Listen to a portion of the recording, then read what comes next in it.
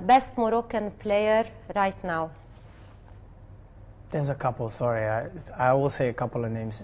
Hakimi is doing very well. Amin Harit is doing well. Hakim Ziyech is doing very well. So they're all doing well. To say the best, you know, it goes week per week. I have now a list of names you're familiar with. I would like you to describe or comment on, and also 1 or 2 words. Fawzi Lakja. Describe Fawzi Lakja. Describe him? Describe or comment. I think did a very good job. Helped the national team to progress, to develop. Okay. Hervé Renard. Very good coach. Made me understand the African football, I would say, you know, and that's what many people don't get. That Africa football is different than just playing, for example, in Europe. Mahdi Ben Atiyah. The #1 captain, the absolute captain, because not only as a captain, but also as a person, as a captain in the dressing room. Yes. Abdelrazak Hamdallah. Very good striker. Badou Zaki. Known him, had him as a coach. Very good person. Was fair to me, and called me up and had several discussions with him. Good conversations. So I would say a good man. Sen Amouta. Don't know him as well as a coach. I know him, of course, that he coached, but personally never worked with him. Okay. Moroccan. Well, yes. I had him in a short time of period where we had 4 coaches, and he was one of them. But I didn't know long enough, and I don't remember that much. Moroccan sports media. They always been good to me. So, so you know, media doesn't matter which one, which country. There's always speculation, and this is the job. This is what comes with. But Moroccan media always been good with me.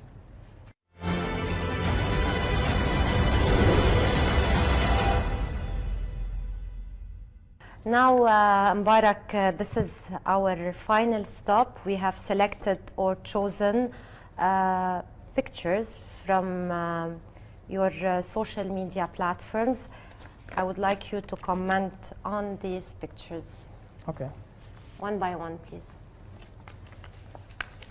This is, if I remember well, in Agadir. And when they sent this to me, I was very proud, because I used to be very young and used to go on vacation with my parents. And we used to go to Agadir, and I used to always look at of course, at the city, and to be drawn in the same city is special. It's a very, very good feeling.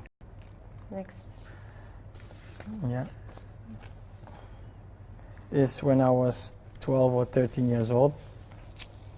And basically this was winning the prize, because in the season, every week, a young talent would juggle with the ball. I did that during the season. This was the end of the season, and they gave me the cup for finishing as the first. So yeah, I remember this. This is with my mom. This was a program in Belgium called My Mother. So, for example, they will take a footballer's mom, a politician's mom, but showing the relationship between somebody that's famous or a celebrity in the country, but what he did for us till this day. Under his management, Mbarak, Morocco found its way finally to the world's biggest stage, the World Cup in Russia, after 20 years of failure. How does that experience rate in your football career? It's a big result, and it's especially a good feeling with the Moroccan people. It was a great result. We was waiting, as you said, for so long, 20 years. And when it happened, as a player, you're just so happy, and because you make your country proud, and this is something you will never forget. So this was definitely a highlight of my career. Of your career.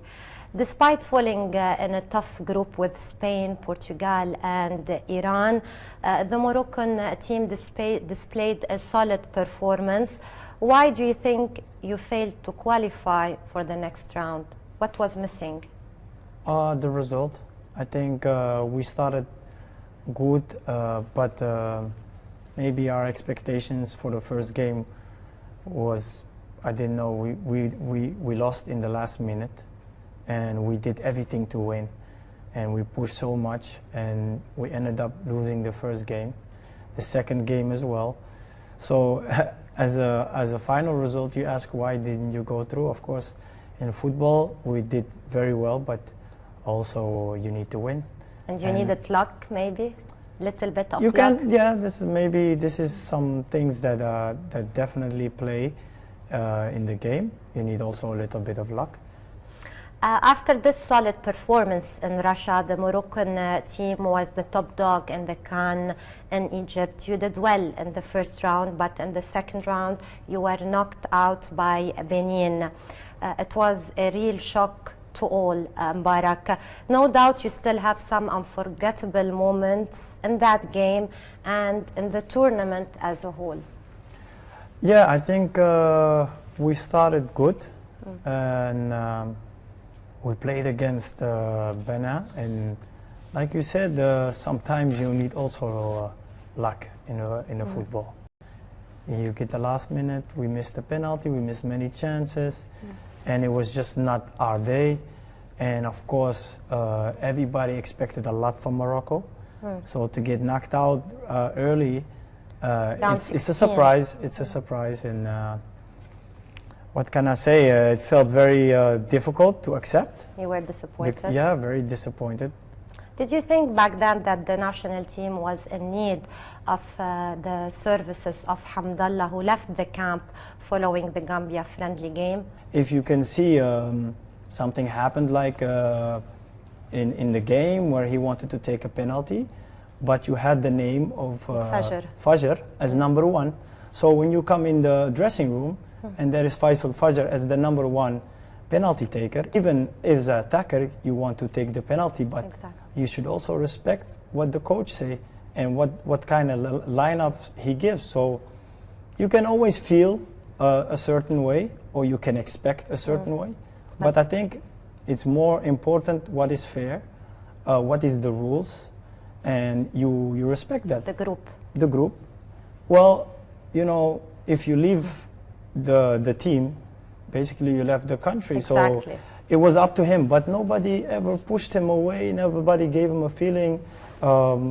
In football there is always discussion. You can get heated in the training, you can have a discussion, but there is never a personal thing, and it was never.